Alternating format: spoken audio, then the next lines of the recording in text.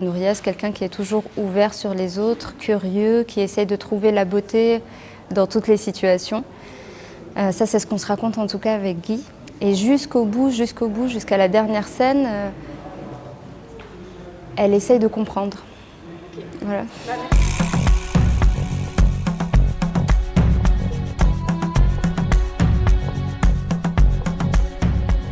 Alors Nouria habite à Bruxelles, c'est une jeune femme qui est étudiante en droit, qui a grandi dans le quartier de Molenbeek et dont le frère a commis un attentat, des gens sont morts.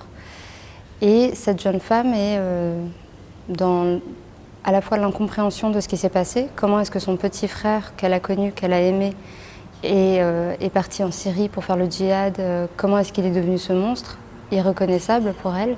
Et puis elle est aussi dans une solitude par rapport à la société, par rapport à ce qui s'est passé.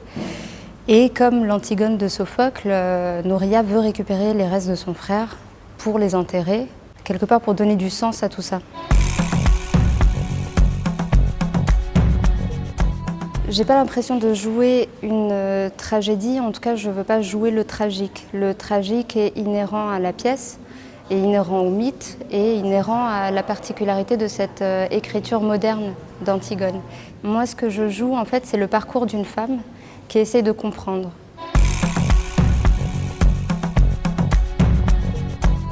Les écrans, ceux que je manipule ou les caméras qui sont fixes et qui diffusent des images en direct sur le grand écran.